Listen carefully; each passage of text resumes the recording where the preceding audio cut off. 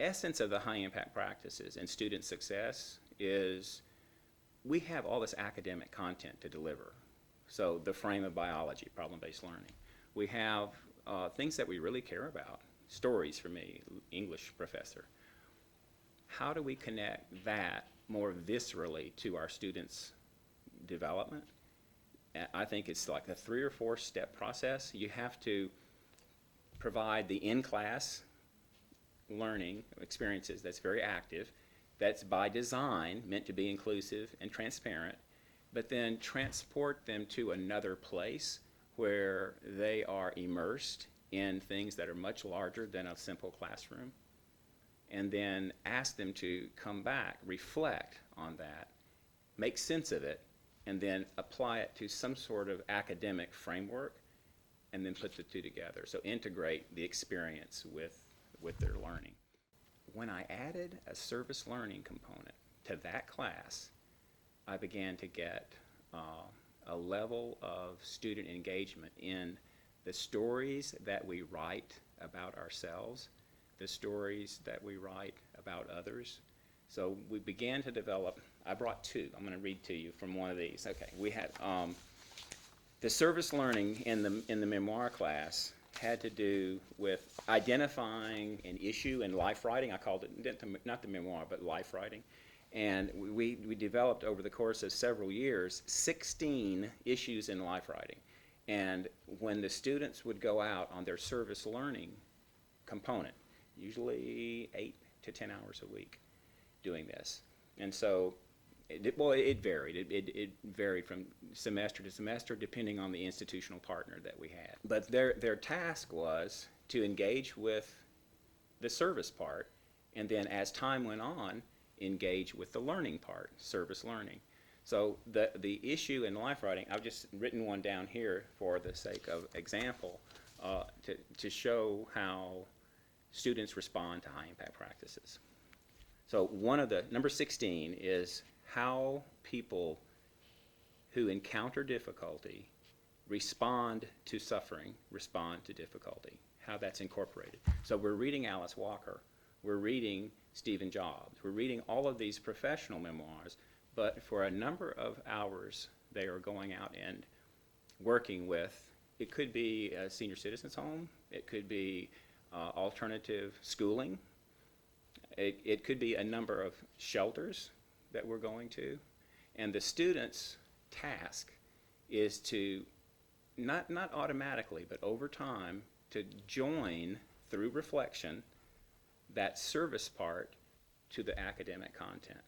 So what choices have people made in telling you the stories that they're telling you while you're working with them in the Res Life Hall or in the alternative school? How do they tell their stories to you? What choices are they making? That's a memoir level. That's an academic kind of thing. So they, at the end of the day, they write 6 essays, and I selected just a piece of 2 of them. One is working at a homeless shelter, and the other is working in a senior citizens home. And so here's an 18-year-old Emory student who writes, I believed, I'm skipping down, but I believe that a perfect life for a lady in her 60s, like Mrs. Teresa Spangler, the woman that I was working with, would be having a healthy body and be with her husband every day. However, Mrs. Spangler, for these things, Mrs. Spangler found impossible to achieve.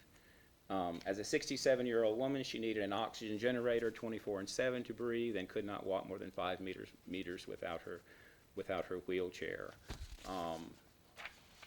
Over time, Miss Spangler told me about her family. She has twin daughters and 6 grandchildren, full family. Her daughter comes to visit her sometimes, but not her husband, because he was diagnosed with pancreatic cancer and could only stay at home with a caretaker. Eventually, she says, my husband was able to come to the home more often. He joined the home. He became a resident there, and she says, he is in room 110. You should go talk to him. He's a funny person. That was in September or October. In November of that semester,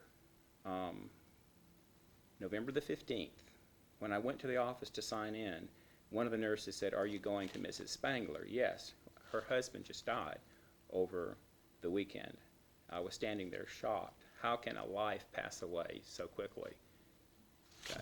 So, skip to the end. Before this experience, I didn't realize how truly ephemeral life was, the uncertainty of life. I had never thought about what it would be like, what I would be like when I was Miss Spangler's age. The time between her husband's diagnosis of cancer to his death was incredibly short. Even though she may have prepared for her husband's death, it was traumatic when the day arrived. It should not be easy for her or her family. When I first heard, to get to her conclusion, when I first heard about our service learning program, I thought, it doesn't relate to anything. It doesn't relate to the books that we're reading. And when I attended it, I treated it like volunteer work, and never hoped to take any lesson from it.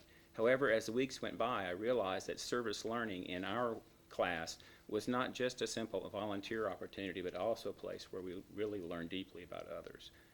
Mrs. Spangler was not famous. These are Emory students. They're thinking, okay. Mrs. Spangler was not famous, nor was she young, nor was she attractive.